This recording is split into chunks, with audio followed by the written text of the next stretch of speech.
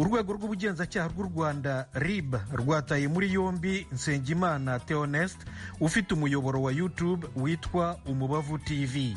Bose bari mu mugambi umwe wo gutangaza no gusakaza amakuru y'ibihuha agamije gukurura inzangano no guteza imvururu n'imidugararo muri rubanda bakoresheje imbuga nkoranyambaga zitandukanye. Thierry Murangira ni umuvugizi wa RIB, urwego rw'ubugenzacyaha rw'u Rwanda. Abasirikari b'u Rwanda bari muri Mozambique baragera ku 200, naho muri Repubulika ya Demokarasi ya Kongo abaganga batahuye mu gihe cy'icyumweru kimwe gusa umuntu wa kabiri wanduye Ebola. Ikaze, amakuru arambuye ni mu kanya gato cyane. Muri kumwe na Thomas Kamirindi. Amakuru yo hirya no hino tuyahereye muri Repubulika ya Demokarasi ya Kongo, nk'uko nari maze kubibabwira mu ngingo z'ingenzi. Mu gihe cy'icyumweru kimwe gusa abaganga bamaze gutahura umuntu wa kabiri wanduye Ebola mu burasirazuba bw'igihugu. Eugene Mukankusi aratubwira neza uko byifashe. Umuyobozi ushinzwe ubuzima yahamije kuri uyu wa kane ko umuntu wa kabiri arwaye Ebola hadashize n'icyumweru umwana w'umuhungu w'imyaka 3 apfuye. Byabyukije ubwoba bw'ikindi cyorezo gikomeye. Abategetsi mu mujyi wa Beni babonye uwo murwayi ejo kwa gatatu, umunsi nyirizina abaganga batangiriyeho gahunda yo gukingira indwara ya Ebola. Umutegetsi wo muri uwo mujyi Michel Tosalinasa yabibwiye itangazamakuru ryo mu karere. Ishami rya ONU ryita ku buzima OMS ryavuze ko abantu 3 bari batuye mu gace kamwe bapfuye mu kwezi kwa 9 nyuma yo kugira ibimenyetso bisa n'ibya Ebola. Ibyo birimo kuruka cyane, kuva amaraso no guhitwa. Beni yabaye indiri y'icyorezo cya Ebola mu 2018, 2020, ubwo ahitanye abantu barenga 2,200, abandi barenga 1,000 bakandura. Iyo virusi yica yari yacitse mu kwezi kwa 5 imaze guhitana abantu 6. Abayobozi bashinzwe ubuzima bavuga ko bitari byasobanuka niba abantu baheruka kubonekaho indwara ya Ebola hari aho babahuriye n'icyorezo cyabanje. Noneho tujye muri Eswatini, aho imyigaragambyo y'abaharanira demokarasi yongeye kubura. Fidele Niyongabo nibyo atubwira. Iyo myiyerekano ibaye amezi atari make inyuma y'uko abategetsi bashigikiye umwami atwaza igitugu muri ico gihugu Mswati wa gatatu akandamije abari mu myiyerekano yari yabaye imbere yaho hakoreshejwe imyuka ibabaza mu maso n'imiringoti y'amazi. Bateguye iyo myiyerekano bavuga ko umwami Mswati wa gatatu afise imyaka 53 muri iki gihe yagumye yihoza akamo katewe ko guhindura ibintu mu gihugu. Ariyamiriza ivyo yagirizwa vy'uko atwaza agahotoro kandi akoresha amafaranga ya leta ku nyungu ziwe bwite mu gihugu kirangwa n'ubukene. Mu kwezi kwindwi yavuze ko imyiyerekano yo kwiyamiriza intwaro yiwe igayitse cyane kandi isubiza igihugu inyuma. Imyiyerekano muri indwi iriko ikorwa n'abanyeshure mu mashure isemerera isaba ko Mswati ava ku butegetsi akongera akarekura abashinga amateka 2 bahagaritswe mu yindi myiyerekano yabaye muri uyu mwaka. Yamara icegera c'umushikiranganje wa mbere Temba Masuku iragabishije abanyeshuri, yongera abasaba kwitondera abantu babakoresha ku nyungu zabo za politiki. Radio Ijwi rya Amerika. Leta Zunze Ubumwe za Amerika izasubukura ibikorwa byo guhungisha abantu n'indege muri Afghanistani mbere y'impera z'umwaka. Eugene Mukankusi arakomeza. Byatangajwe n'ikinyamakuru The Wall Street Journal cyo muri Leta Zunze Ubumwe za Amerika uyu munsi kwa 4 ko indege za Amerika zasubukura ingendo zo gukura abantu muri Afghanistani, gisubiramo ibyavuzwe n'umutegetsi muri department ya leta muri Amerika utashatse ko amazina yatangazwa. Izo ngendo zizafasha afite ubwene gihugu bwayo, abafite ibyangombwa bemerera gutura muri Amerika byemewe n'amategeko na bamwe mu basabye visa. Ikinyamakuru The Wall Street Journal cyatangaje ko nta tariki ingendo zasubukurirwaho yari yashyirwaho. Abahagarariye department ya leta ntibahise basubiza ubwo bari basabwe kugira icyo bavuga ku makuru yatangajwe n'icyo kinyamakuru. Ubuyobozi bwa perezida wa Leta Zunze Ubumwe za Amerika Joe Biden bwari bwavuze ko icyo bushyize imbere ari ukugarura mu gihugu abanyamerika n'abafite uruhushya rwo gutura muri Amerika ruzwi nka green card batabashije kuva muri Afghanistani ubwo indege za Amerika zahungishaga abandi mu kwezi kwa 8 gushize.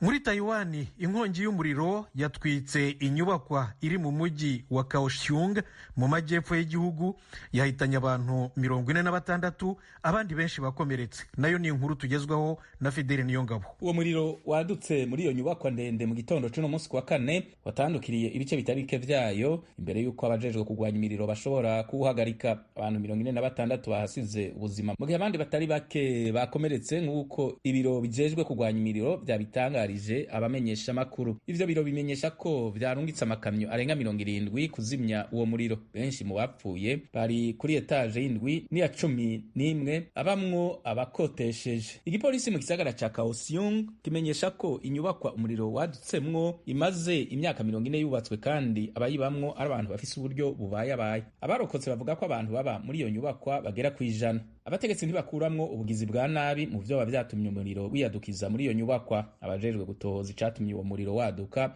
bariko bararondera ibimenyetso muri iyo nyubakwa muri iki gihe. radiyo ijwi ry'Amerika ivugira Washington DC mu Kirundi n'Ikinyarwanda. Mu Rwanda turi kuri FM 104.3, naho mu Burundi muradukurikira ku mirongo migufi metero 19 na metero 22. Aho muri hose kandi ni mujye kuri YouTube na Facebook VOA Radio Yacu, ndetse no ku rubuga rwa internet y3.radio-yacu-voa.com, naho murakurikira amakuru n'ibiganiro byacu byose.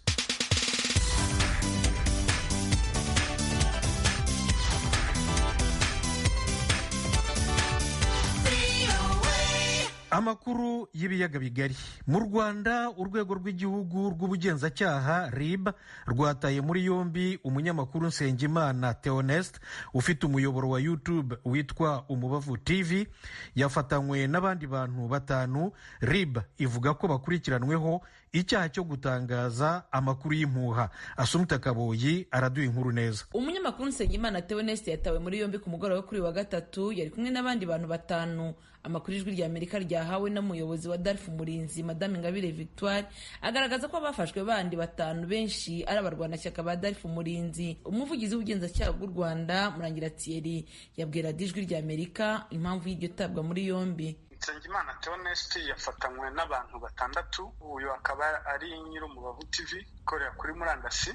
Abo bafatanywe Sibomana Sylvain, Rucubangana Alex, Hagenimana Hamad, Ndayishimiye Jean Claude, Uwatuje Joyeuse. Aba bose bakaba bari mu mugambi umwe, bose bari mu mugambi umwe wo gutangaza no gusakaza amakuru y'ibihuha agamije gukurura inzangano no guteza imvururu n'imidugararo muri rubanda bakoresheje imbuga nkoranyambaga zitandukanye. Murangira ntiyavuze ibyo batawe muri yombi batangaje byabaye imbarutso y'ifatwa ryabo, ahubwo yasobanuye ko bafashwe nyuma y'iperereza RIB yari imaze iminsi ikora. RIB ivuga ko iryo perereza ryari rigamije kureba ibyaha bikorerwa kuri murandasi, akaba ari byo byashingiweho batabwa muri yombi. Mu bafatanywe n'uyu munyamakuru humvikanye izina risanzwe rizwi mu Rwanda rya Sibomana Sylvain.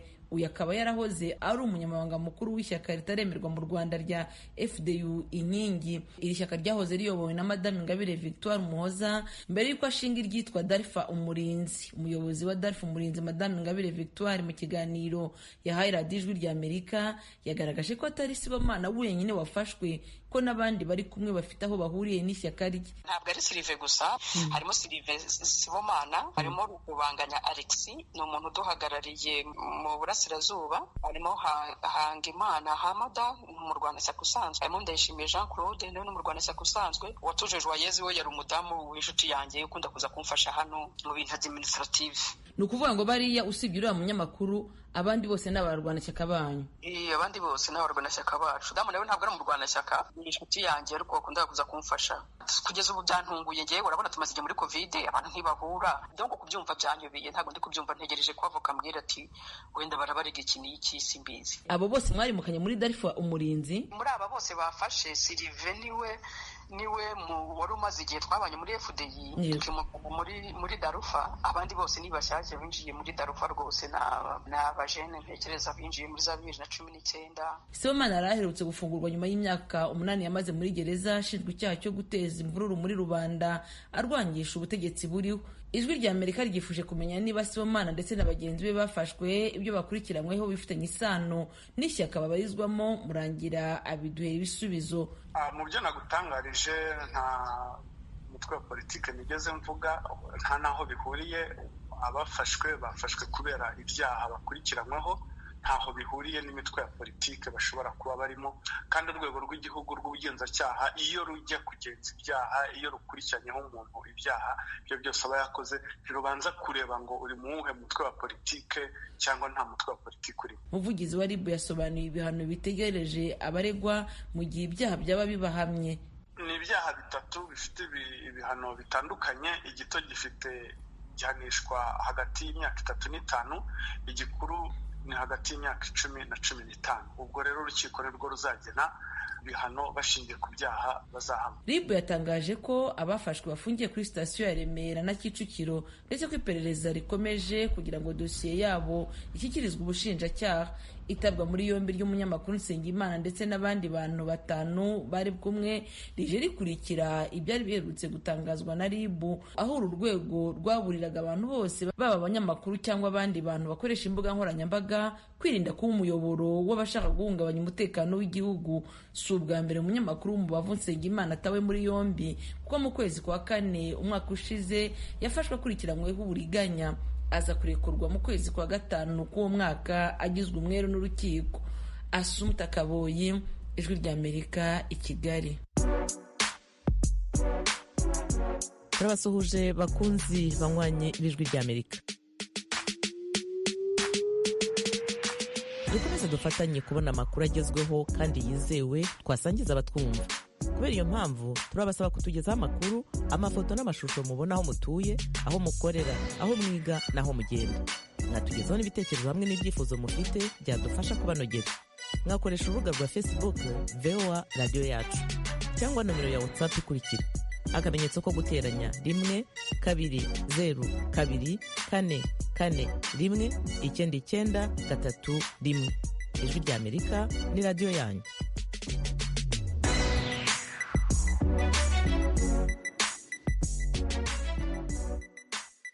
Umukuru w'igihugu cy'u Rwanda Paul Kagame avuga ko abasirikare be bagera ku 200 ari bo bari mu ntara ya Cabo Delgado muri Mozambique. Yabitangarije mu kiganiro yagiranye n'umunyamakuru Steve Clemons w'ikinyamakuru The Hill cyo muri Leta Zunze Ubumwe za Amerika.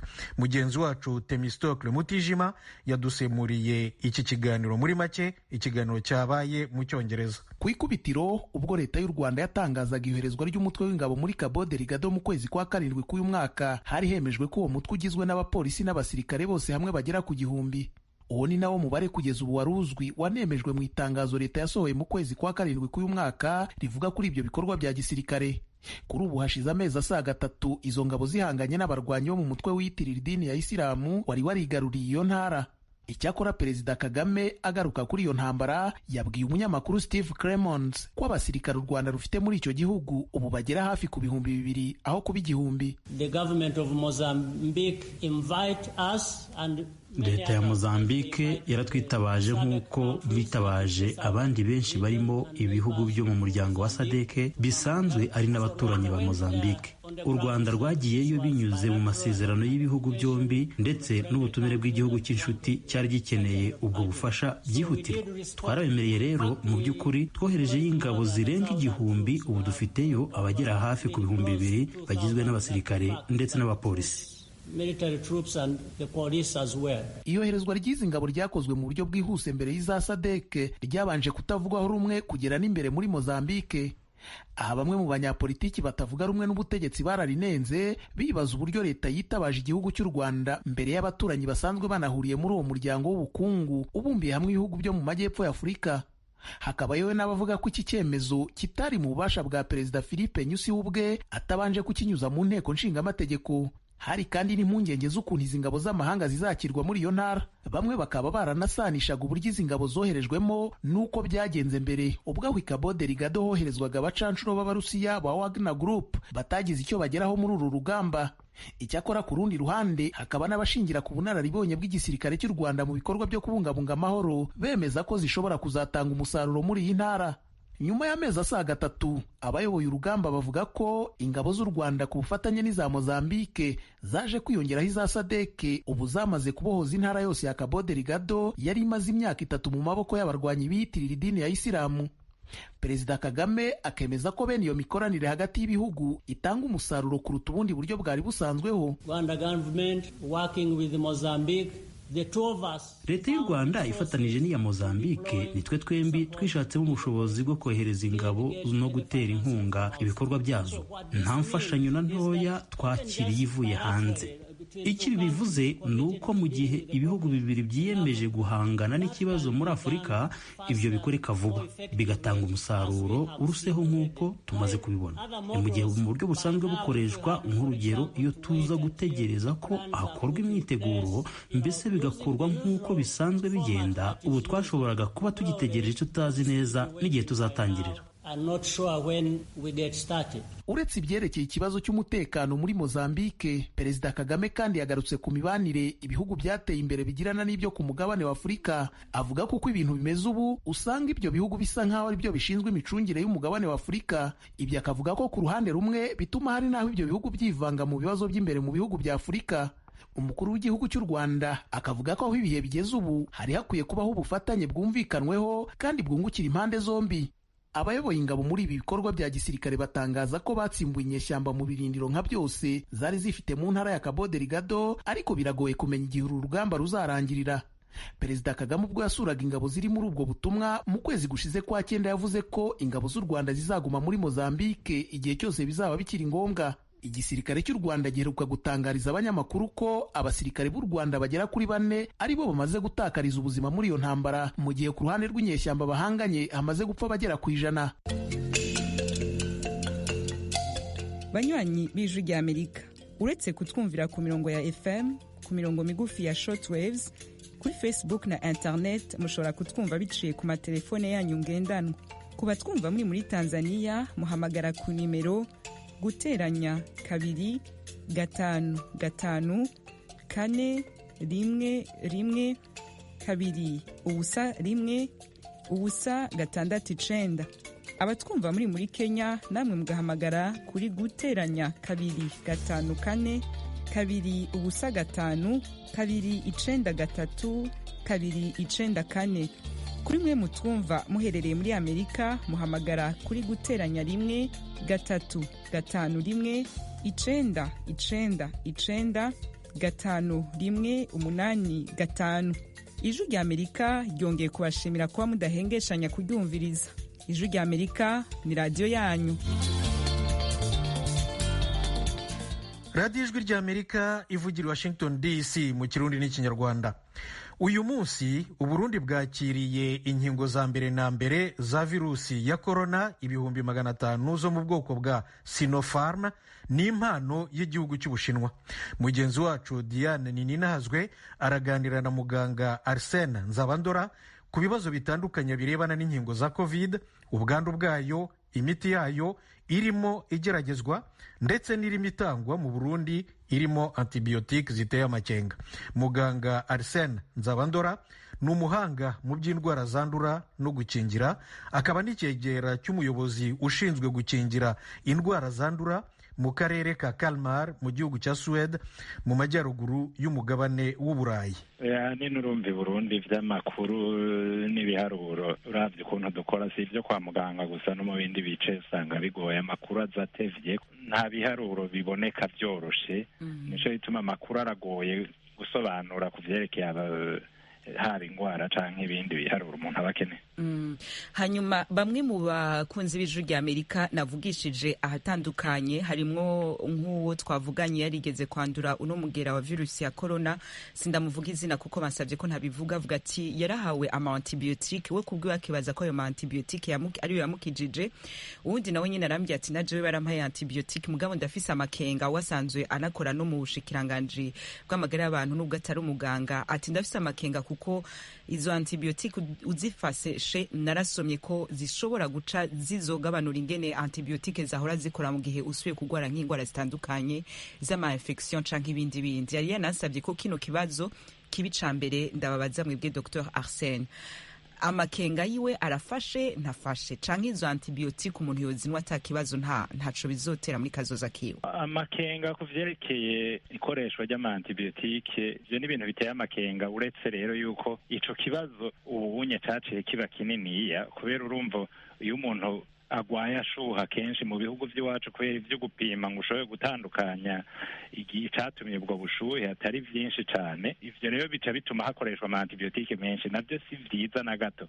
Ingaruka mbi si ingaruka mbi ziboneka ubwo nyene, ni ingaruka mbi ziza haciye umwanya munini, kuko ugiye kuraba ukuntu imigera ivugwa birakenewe yuko dutandukanya tukamenya ibintu neza, haba ku bavura canke abo bavugwa. Hari ingwara zikenera amantibiotique, hariho n'ingwara zindi nk'izi z'imigera zidakenerwa ko umuntu bigitangura umuntu abaha amantibiotique. Nk'ibi rero nk'ico kibazo mbajije nk'ibi vyerekeye iyi ngwara ya COVID-19, umwanya wa mbere nta amantibiotique aba akenewe mw'ivugwa ryayo. Hanyuma ikindi naco tutokwibagira nuko hariho amantibiotique niyo tuyafashe umubiri uri kurayahingura, uca usanga bishobora gukwiragira aho tubaye nko mu mazi, kuvate nk'abantu bagiye ku mwanda mukuru canke muto, usanga hari ibice vy'umuti bisigara bikaca bija mw'ayo mazi rero bikaja ahandi, ukaca usanga rero n'iyindi migera dusanze hanze mu mazi igiye irahindagurika, ku buryo mu nyuma rero nk'abajya bakoresha amazi atabahinguwe neza basubiye kuyanywa baca baronka imigera isanzwe rero yaramaze kugajura kw'ayo mantibiotique, ku buryo mu nyuma rero bagwaye izi ngwara zisanzwe uca usanga rero zigoye kuvura. N'ivyo bibazo rero bica biba mu gihe haba haciye umwanya muremure. Rero si ikintu umuntu aca abona ubwo nyene ngo kiramutera ikibazo, mugabo ugiye kuraba mu myaka ikurikira uzosanga ibibazo dufise ari byinshi. Ni benshi banditse bashaka kugira ivyo babaza kuri urubuga rwacu rwa Facebook, reka abariho duha ijambo. Ego murakoze, kandi Bujumbura mu Burundi. Ejo ngo buca muronka incanco, uriteguriye kurufata? Ego twavyumvise. Uriteguriye kurufata? Ndavyiteguriye. Uri mu muco w'abazocandagwa ubwa mbere canke abazocandagwa ubwa nyuma nimba atari banga? Oya, ndacara umujene kandi nta kaje katuma nocana ubwa mbere nkuko babivuze. Nibaza ko ni umuce uzocandagwa mu nyuma. Ni uzoca wihangana ushikirwe. Ego nuko rero turi kumwe na Dr. Arsene Nzobandora, akora mu gihugu ca Sweden, ariko yishura ku bibazo vyakunze ibijuru rya Amerika kuvyerekeye incanco. Akabazo kawe? Ega akabazo kanje hanini kwari ukubaza mbega ko izo canco twumva zoba zikorerwa mu bihugu vyinshi bitandukanye, mbega zose zoba zifise ubushobozi bumwe bwo gukingira abantu. Uko nk'ubu turumva ko tuzoronka zizoba zivuye mu Bushinwa, mu nyuma turonke izindi zitanzwe na Union Africaine nimba ntihenda. Nashaka mbaze yuko izo canco zavuye ahantu hatandukanye, zakorewe hatandukanye, ko zose zizoba zikingira kumwe. Akabazo narose karako. Urakoze cane Odase ngahe Bujumbura mu Burundi. Murakoze namwe. Ego Dr. Arsene, murumva akabazo ka Odase Bujumbura? Ego arakoze cane kuri ico kibazo. Izi ncanco zimwe zikorerwa mu bihugu bitandukanye, kandi hari incanco z'ubwoko bwinshi, mugabo zose zirafise ukuntu zisuzumwa, zose ziba zarasuzumwe, umuntu abazi uko zikora naho zigeza. Urumva ufashe urucanco canke urundi nuko ruba rwarageragejwe bakaba bazi ukuntu rukora. Hari izishize usanga zishobora kurushanywa gatoyi, mugabo ugiye kuraba uko zose izi ncanco zimaze kwemererwa, urabona ko zikingira abantu neza ku buryo abaremba baba bake. None ga Dr. tukivuga kuri ivyo vy'ubukari bw'incanco zitandukanye, mu ndwi iheze nibaza ko ari mu ndwi iheze nasomye muri New York Times, ikinyamakuru candikira ngaha anya cakoze ico twokwita amatohoza, inkuru idasanzwe kivuga yuko ibihugu nka societe ya moderne yo ngaha muri Amerika yoyo ari nayo bavuga kwira imbere mu ncanco nziza, ishima kuzitwara mu bihugu bikize muri ku mugabane wa Buraya no muri Amerika, hama igatanga nkenya cane gose muri Afrika n'ahandi mu bihugu bikiri mu nzira y'iterambere. Gutyo n'amafaranga ngo idandaza ko muri Amerika no ni Buraya ugasanga ari hasi ugeranije nayo idandaza ko muri Afrika.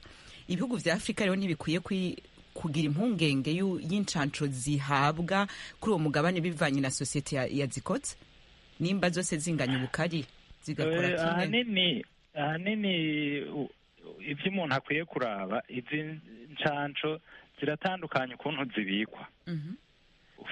ufashe uru rucanco yejeye kuvuga rwa Moderna hamwe no rwa Pfizer ubwo rwotugora uravye ibihugu vy'iwacu vyo muri Afurika ukuntu bitunganije, kuko izi ncanco zikenerwa kubikwa ahantu hakanye gose, zitegerezwa kubikwa mu bice 70 munsi ya zero. Nayo sinibaza rero uravye ibihugu vy'iwacu ukuntu bimeze, n'ababa bazironse izo aho bazibika zigishika bagashobora kuzibika kubwo bukanye, uca usanga kugira ngo bashobore kuzitwara aho abantu baja kuzitererwa mu misozi n'iki, uca usanga badashobora kuzitwara neza wazabitswe mu bwo bukanye zikenewe, kuko ni ncanco zishushe na gatoya zica zononeka. Innocent, ikaze ku Ijwi ry'Amerika nawe. Yego, mbanze kubaramutsa. N'amahoro. Amahoro, ndi i Bujumbura. Akabazo kawe. Akabazo ka mbere ndabaza, mbega ikiringo cyo kuraba ingaruka zoterwa n'urucaco rwa corona coba gihagije dufatiye ku biringo bindi byahora bisadika ko no ku zindi nkingo? Ako n'akabazo ka mbere. Akabazo ka kabiri nako, bivugwa yuko idoze imwe idahagije ko umuntu akwiye guterwa indi doze igira kabiri. Mbega doze iyo ziruzuye neza ko uko umuntu amaze kuzihabwa aba agiye mu mutekano uhagije ku buryo atosubira kwicura ico kigo ca corona? Akabazo ka nyuma ka gatatu, ndabaza nti mbega ko corona bavuga yuko yihindura, ubwo rucanco umuntu ahabwa urahura n'inhinduro zose za corona ziba zishobora kugaragara mu mubiri w'umuntu? Murakoze. Incanco ku vyerekeye ingaruka z'incanco canke iyindi miti ni ibintu umuntu aguma akurikirana. Umuntu imbere y'uko umuti canke incanco zemererwa, intambwe ya mbere umuntu aronse iciyumviro arahitana ivyo bintu akabigerageza muri laboratoire akabona ukuntu bikora, mu nyuma akaca agerageza ku bikoko. Hanyuma agerageje ku bikoko akabona ati uyu muti uravura canke uru rucanco ruratuma abasoda bagwira, agaca atangura kugira ikigwa gitoyi ku bantu bake. Intambwe yindi ikurikira ni yo kugerageza ku bantu benshi, ukaca uraba n'abo bantu yuko hari ingaruka mbi bagira, hanyuma ukaca ukurikira intambwe yindi igira gatatu, ugaca ukorera ku bantu benshi, ukaca ubandanya wiga rero izo ngaruka mbi, ukongera ukiga na doze ubona abo bantu bakenera kugira ngo bashobore gukira iyo ngwara canke kugira bashobore kuronka abasoda bakwiye bo kurwanya iyo ngwara. Aho nibo baca barondera rero yuko umuti canke urucanco rwemererwa. Izo ntambwe zihejeye kwemererwa, naho iyindi ntambwe ikurikira ni iki? Naya maraporo umuntu aca aza arakira. Mugabo urumva ku izo ntambwe ziba zatanguye, umuntu aba afise ibintu bikwiye kugira ngo abone yuko ingaruka mbi zikunda gushika iyo muti canke incanco zitayifise. Ikiringo ahanini sico gikuru, ikiringo n'ukuraba n'abantu baba bafashe iyo muti canke incanco ukuntu bangana. Izi ncanco aho tugeze ubu zimaze gufatwa n'abantu benshi cane gose, kandi nta ngaruka mbi turabona gusumba ko umuntu yobureka. Hamadozi imwe ngo irahagije, nimba ihagije kweka abantu baguma bandura, zibiri zo zirakwiye, nimba zidakwiye ubwo sico gituma abantu baguma bandura. Kwatangwa dozi imwe canke zibiri biva kugo rucanco ukuntu ruba rukozwe. Izi ncanco ziratandukanye, hariyo urucanco nka rurya rwa Johnson rurya ni dozi imwe, mugabo izi zindi zose zikenerwa gutangwa mu madozi abiri. Urumva biva ukuntu zikoze n'ukuntu zikabura abasirikare mu mubiri. Hanyuma ku vyo umugera wihindagura, ku vyerekeye umugero wihindagura, ibi ni ibintu bisanzwe cane ku ngwara z'imigera zose. Ushaka uhere ku uyu mugera uyu wa sida canke iyindi migera yose itanga ibicurane n'iki, ni imigera iguma ihindagurika. Uyu mugera rero wa COVID-19 urahindagurika nk'akarenga kabiri mu kwezi. Mugabo izo hindagurika nyinshi ziba akenshi ntizihindura ibintu byinshi ku buryo nk'incanco zidakora cyangwa ko bavura abantu bihinduka. Iyi ni radiyo Ijwi ry'Amerika ivugira Washington DC mu Kirundi n'Ikinyarwanda. Nshuti zacu, aya makuru nahahumurije. Mbashimiye ko mwayakurikiye.